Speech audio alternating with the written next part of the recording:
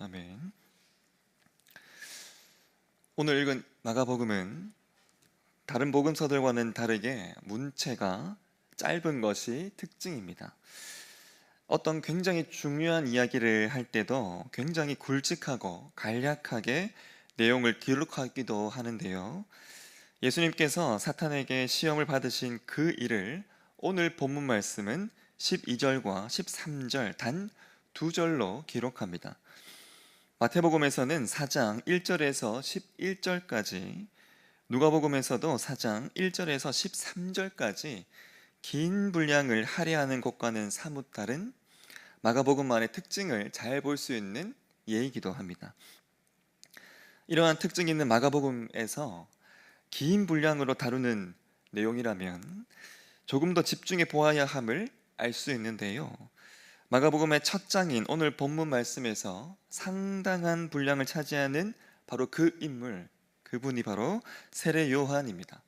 오늘 본문 2절에서 8절까지 상당히 긴 부분을 할애하면서 마가는요, 이 세례 요한에게 있어 중요한 점 두 가지를 말하고 있습니다. 첫 번째는 세례 요한의 등장이 선지자 예언의 성취라는 것이었습니다. 2절과 3절 말씀까지 이 세례 요한과 관련된 예언들을 말하는데요. 그러면서 이어지는 4절 말씀에서 세례 요한에게 중요한 것이 바로 이 세례임을 말씀합니다. 아주 중요한 표현이 3절 후반절에 있는 기록된 것과 같이인데요. 즉 2절에서 3절과 같은 이러한 예언에 기록된 것과 같이 세례 요한이 세례를 전파했다는 말씀입니다. 예언의 성취를 위해서 세례 요한에게 중요했던 사역이 바로 이 세례라는 것입니다.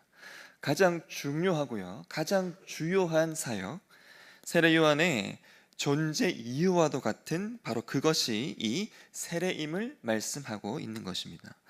이 세례 요한의 주요 사역인 이 세례 사역이 영향력을 행사하기 시작하였습니다. 5절 말씀 보시면요, 온 유대 지방과 예루살렘 사람이 다 나아가 자기 죄를 자복하고 요단강에서 그에게 세례를 받더라 말씀합니다. 즉 유대인들이 자신의 죄를 자복하고 세례를 받기 시작한 것인데, 이는 세례 요한의 이 사역을 인정하면서 그의 권위를 따른 것이었습니다. 유대인들의 이와 같은 모습은요, 성경에서 참 보기 힘든 장면입니다. 이에 수많은 무리가 이 세례 요한을 따르기 시작했고 제자들도 생겨나기 시작하면서 세례 요한의 영향력이 강력해지기 시작하였습니다.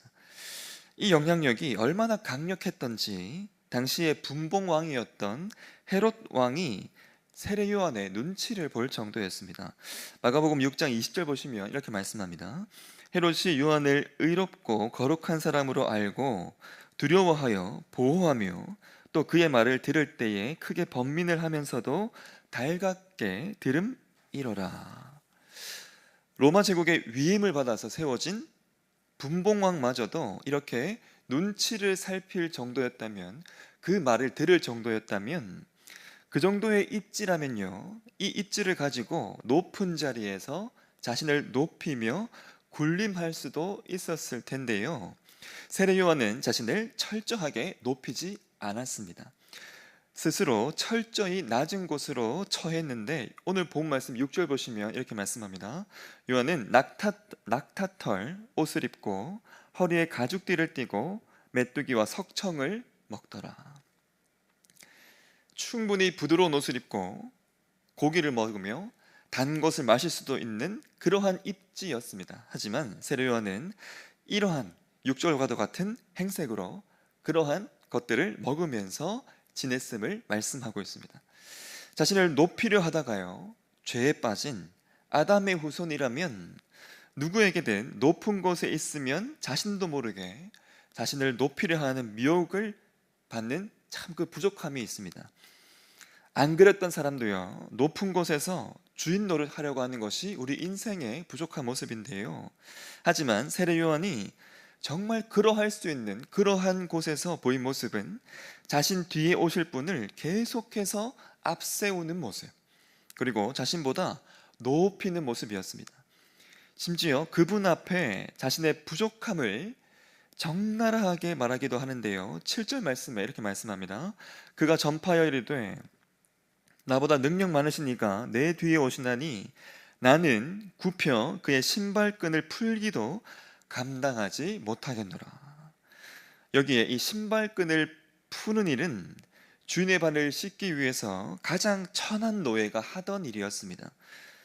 저자에 따라서 이 신발끈을 푼다고 기록하기도 하고 신발끈을 묶는다고 기록하기도 하지만 중요한 것은 풀든지 묶든지 그 모든 일이 모두 동일하게 미천한 노예의 일이라는 것입니다.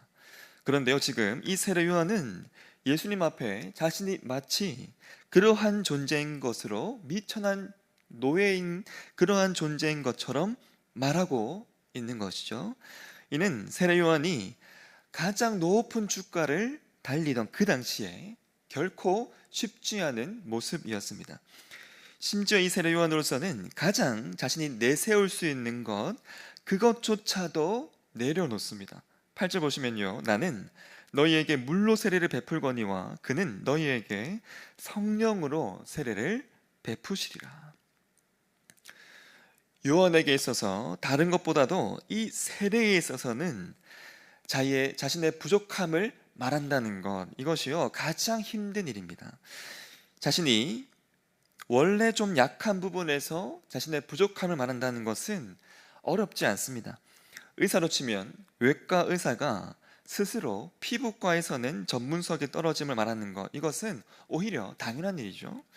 하지만 같은 외과에 있어서 자신의 부족함을 말한다는 것, 그러면서도 자기보다 뒤에 오는 자를 더 높여 세운다는 것, 이것은 가장 어려운 일입니다.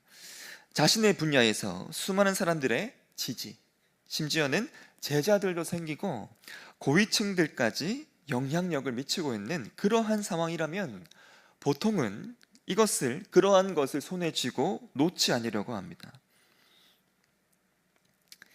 하지만 세례 요한은 이렇게 달랐습니다. 자신에게서 가장 내세울 수 있는 바로 그것조차도 내려놓는 일, 그것이 세례 요한의 모습이었습니다. 세례 요한의 이러한 모습이 더욱 힘든 이유는 바로 이러한 자기의 모습이 자신을 따르는 자들이 자신을 떠날 수도 있는 일이었기 때문입니다. 세례 요한에게는 실제로 그러한 일이 있었습니다. 이에 세례 요한의 제자들이요 참 불평하기도 하는데요, 요한복음 3장 26절 보시면 그들이 요한에게 가서 이르되 랍비여, 선생님과 함께 요단강 저편에 있던 이 곧 선생님이 증언하시던 이가 세례를 베풀매 사람이 다 그에게로 가더이다. 자신의 가장 앞세울 수 있는 바로 그러한 것을 이렇게 내려놓으면서, 그리고 자신을 따르던 수많은 사람들이 떠나가는 것을 지켜보면서도 세례 요한은 복음과 그리고 예수님 앞에서 철저하게 낮은 자리로 향했던 것이죠. 이렇듯이 복음의 이 시작에는요, 세례 요한의 자기 낮춤 모습이 이렇게 가득하였습니다.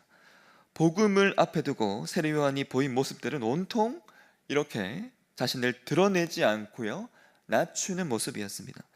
사람들이 떠나가고 뒷전으로 밀려나는 그러한 일이었지만 오히려 세례 요한은 자신보다 높아지셔야 하는 예수님 앞에 기뻐하였음을 요한복음 3장 29절과 30절 말씀에 이렇게 말씀합니다. 신부를 취하는 자는 신랑이나 서서 신랑의 음성을 듣는 친구가 크게 기뻐하나니 나는 이러한 기쁨으로 충만하였노라. 그는 흥하여 하겠고 나는 쇠하여야 하리라 하니라. 여러분, 참 어려운 이러한 모습, 복음을 향한, 복음을 앞에 둔 이러한 참 어려운 모습을 끊임없이 앞세웠던 자가 이 세례 요한입니다. 그런데요, 너무너무 중요한 사실은 복음으로 이 땅에 오신 예수님의 모습, 예수님께서 보이셨던 그 모습도요, 복음 앞에서 이와 같았다는 것입니다.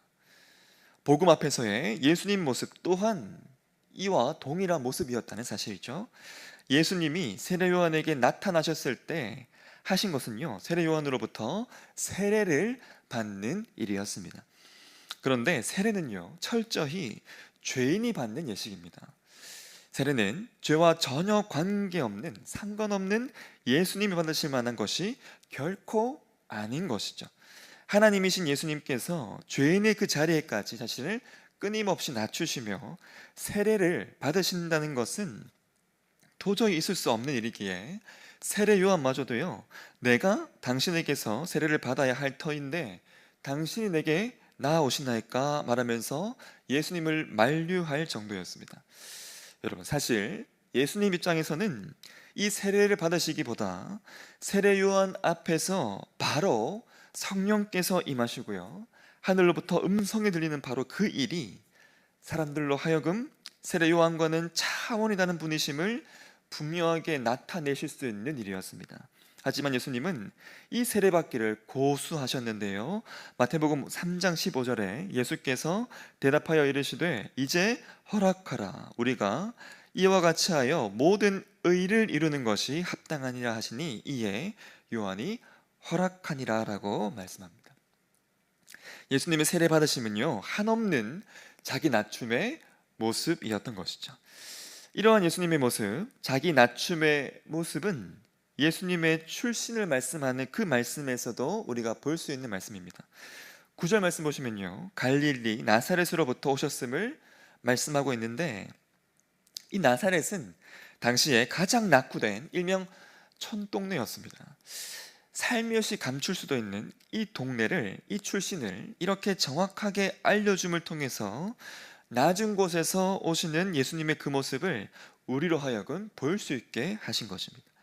세례 요한과 차원이 다른 높은 분이심을 충분히 드러낼 수 있는 분이셨음에도, 그리고 단번에 자신을 높임 받을 수 있는 그러한 능력이 있는 분이셨음에도 예수님은요, 이렇게 끊임없이 낮은 자의 모습을 보이셨고 낮은 그곳에서 우리에게 나아오셨습니다. 복음이 흘러가게 하기 위해 우리에게 이 복음이 찾아올 수 있도록 예수님은 한없이 스스로를 낮추신 것입니다. 마치 주전자를 아래로 기울여야 물이 흘러가는 것처럼 말입니다. 예수님마저도요, 복음 앞에서 이 복음을 위해서 스스로를 이렇게 낮추셨습니다.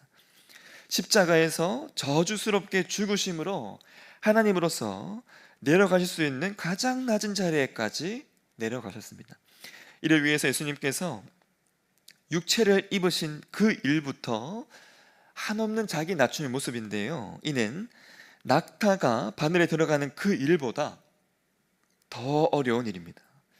우주보다 크신 그 예수님께 우리의 이 육체는 낙타 앞에 있는 바늘의 그 크기보다도 비교도 되지 않을 만큼 작디 작은 것이기 때문입니다. 이 일을 예수님께서 우리를 위해서 허락해 주셨습니다. 한없이 작디 작은 우리의 이 육체로 들어오신 그 예수님, 지극한 사랑이 없으면 불가능한 그 일을 통해서 허락하신 것이요, 바로 이 오늘 말씀 나오는 1절 말씀, 복음의 시작을 우리에게 허락해 주신 것입니다. 이러한 모습들을 통해서 이 복음이요, 흘러 우리에게 찾아올 수 있었습니다. 이 복음 앞에, 이 복음을 먼저 받은 우리 자들로서 우리의 모습이 철저하게 낮고 낮은 모습 되기를 간절히 소망합니다. 이 복음이 흘러가게 하기 위해 이 사랑이 담긴 우리의 잔을요, 낮춰주고 기울여주는 이 일을 주저하지 않고 이 일을 자처할 수 있는 그 사랑이 우리의 모습 가운데 더욱 충만하기를 간절히 소망합니다. 계속해서 우리 자신을 낮은 곳에 우리가 처할 때, 복음을 위해서 우리 스스로를 낮고 낮은 곳으로 우리가 향할 때 그 낮고 낮은 곳에 계신 그 예수님을 우리가 만날 수 있을 것입니다. 그리고요, 그러한 예수님을 만나게 하실 것이고 그곳에서 참 잘하고 있다 칭찬하시는 예수님의 그 음성을 분명히 듣게 하실 것입니다. 우리의 음성을요, 듣기 위해서 한없이 자신을 낮추시고 우리의 입술에 귀를 기울여 주시는 그 예수님, 이 새벽에 우리를 위해서 한없이 자신을 낮춰주실 텐데요, 그러한 예수님의 그 모습을 오늘 이 새벽도 발견하시는, 그리고 우리에게 그러한 모습으로 허락하신 그 복음을 위해 우리 또한 우리의 잔을 누군가에게 한없이 기울여주고 낮춰줄 수 있는 그래서 이 복음을 사랑으로 흘려보내는 그 일에 귀하게 쓰임 받는 저와 여러분의 삶이 되시기를 간절히